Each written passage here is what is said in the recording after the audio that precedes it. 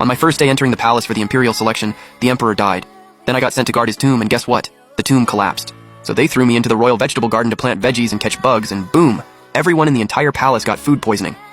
I got dragged before the crown prince, kneeling on the ground for like half an hour before he finally spoke. "You are quite perfect." I timidly looked up. Someone like you. Not marrying my rival would be such a waste. I was born a walking disaster. The moment I was born, the legitimate wife of the Marquis household suddenly fell ill and died. She only had herself to blame. I'm just a lowly concubine-born daughter from the Qingyang Marquis family. What could I possibly compete with her son for?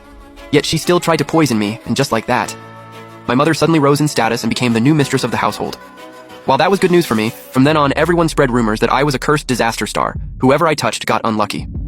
Every time I stepped outside, the whole street turned into chaos. When I went to the private school, it literally collapsed overnight, so I had no choice but to stay locked up at home like a proper lady. Dad begged our ancestors at the family shrine every single day, while Mom chanted Buddhist scriptures non-stop, and finally, I made it to 15 years old. The third prince, General Longxiang, was this young prodigy who crushed the Southwest Rebellion. There was a nationwide amnesty, the emperor was on top of the world, and they held this massive imperial selection. I got picked and entered the palace. The night before I left, Mom kept reassuring me. Imperial bloodline, the son of heaven's destiny. Nothing bad can possibly happen. But the very night I entered the palace, the emperor suddenly died. Our entire group of selected girls got shipped off to guard the imperial tomb. These girls cried in my ear all day long from sunrise to sunset.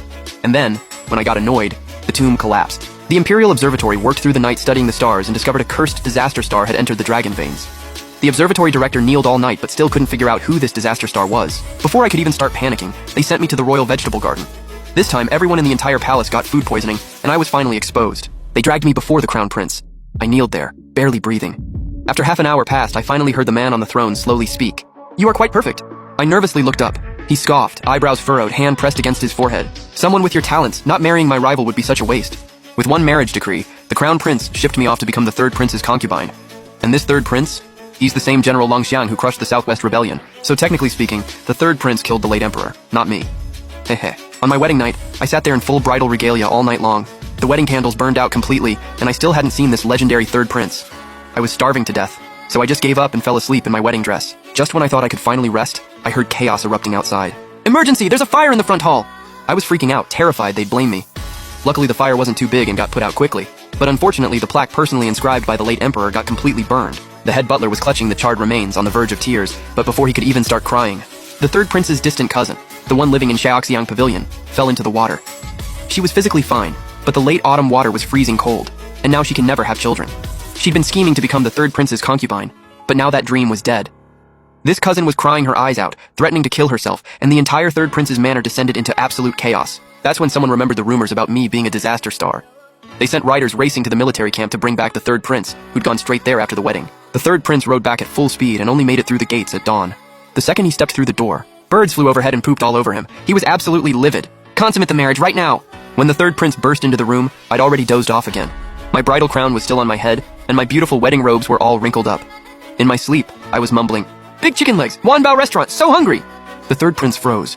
He called the head butler over and asked quietly, "The concubine went to bed hungry last night." The butler was sweating bullets. He replied miserably, "General, last night the front hall caught fire, and then the young lady at Shaoxiang Pavilion fell in the water. We just didn't have time to attend to her." The third prince's face darkened for a long moment. "What good food does Wanbao restaurant have?" He pointed at the butler. "Go get one of everything on their menu, now." The butler was trembling like a leaf and scurried off nervously, closing the door behind him. I was sleeping so soundly, drool running down my face, totally embarrassing. But when the third prince saw this, he actually chuckled softly, and his intimidating aura melted away. He calmly lay down beside me, still fully dressed, staring at me without blinking. When I opened my eyes, that's exactly what I saw. I jumped in fright and let out an involuntary yelp. The third prince pressed his finger to his lips. That's when it hit me.